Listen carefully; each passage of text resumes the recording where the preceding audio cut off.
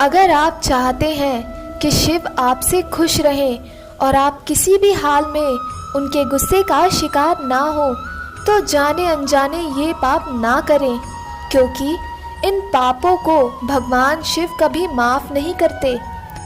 शिव को भोलेनाथ कहा जाता है क्योंकि शिव सादगी पसंद ईश्वर हैं। उन्हें कच्चा फल पसंद है। एक लोटा पानी से भी शिव खुश हो जाते हैं। खास तौर से अगर आप अपनी ज़िंदगी से निराश या हताश हैं, तो आपको शिव की पूजा ज़रूर करनी चाहिए। पर भोलेनाथ जितनी जल्दी खुश होते हैं, उतनी ही जल्दी नाराज़ भी होते हैं, खास तौर से ऐसे लोगों से जो बेईमानी और धोखेबाजी करते हैं।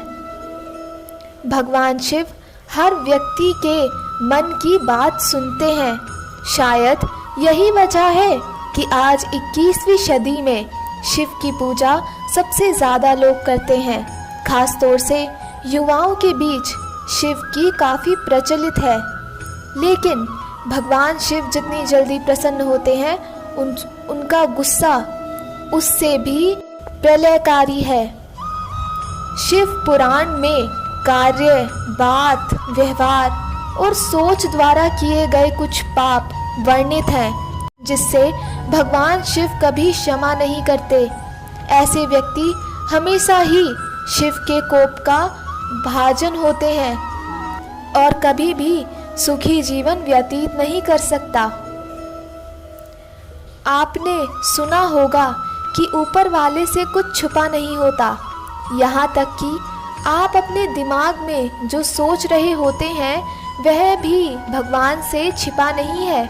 इसलिए भले ही बात और व्यवहार में आपने किसी को नुकसान ना पहुंचाया हो, लेकिन अगर मन में किसी के प्रति कोई दुर्भावना है या आपने किसी का अहित सोचा है, तो यह भी पाप की श्रेणी में आता है। पहला, शादी तोड़ने की कोशिश। भगवान शिव को ऐसे लोग बिल्कुल पसंद नहीं है जो अपने रिश्तों में ईमानदारी नहीं रखते।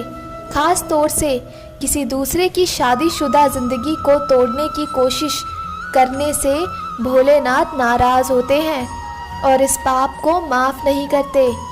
दूसरे के पति या पत्नी का बुरी नज़र रखना या उसे पाने की इच्छा करना भी पाप की श्रेणी में आता है। दूसरा, पैसे की धोखेबाजी। दूसरे का धन अपना बनाने की चाह रखना, पैसों की हेरा फेरी करना और धन संपत्ति लूटना भी पाप की श्रेणी में आता है। भगवान शिव के लिए यह अक्षम्य अपराध है। तीसरा, कष्ट देना। किसी भोले भाले और निरपराध इंसान को कष्ट देना, उसे नुकसान पहुंचाना या उसके लिए बाधाएं पैदा करने की योजना बनाना या ऐसा सोच रखना भगवान शिव की नज़रों में हर हाल में माफ़ी ना देने योग्य पाप है। चौथा, गलत रास्ता अपनाना। कुछ लोग रास्ता भटक जाते हैं, पर सही निर्देश मिलने पर वापस सही रास्ते पर आ जाते हैं। पर कुछ लोग ऐसे भी होते हैं जो सही सुझाव मिलने के बावजूद बुराई का साथ नहीं छोड़ते और बुरी राह को खुद चुनते हैं। ऐसे लोगों के पाप अक्षम्य होते हैं। पांचवा, बुरी सोच। शिव पुराण के अनुसार किस प्रकार आप किसी का बुरा नहीं करने के बावजूद उसके लिए बुरी सोच रखने के कारण भी पाप के हकदार और दंड की श्रेणी में आ जाते हैं, उसी प्रकार भले ही आपने अपने कार्यों से किसी का बुरा ना किया हो, लेकिन आपकी बोली अक्षम्य पाप का हकदार भी बना सकती है। छठा, गर्भवती महिला को कुवचन। किसी गर्भवती महिला या मासिक के दौरान किसी महिला को कटु वचन कहना या अपनी बातों से उसका दिल दुखाना शिव की नज़रों में अक्षम्य अपराध और पाप है। सातवां, नुकसान पहुंचाने के लिए झूठ बोलना। किसी के सम्मान को हानि पहुंचाने की नियत से झूठ बोलना, छल की श्रेणी में आता है और अक्षम्य पाप का भागीदार बनता है।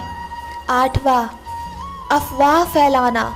समाज में किसी के मान सम्मान को हानि पहुंचाने की नियत से या उसकी पीठ पीछे बातें करना या अफवाह फैलाना भी एक अक्षम्य पाप होता है।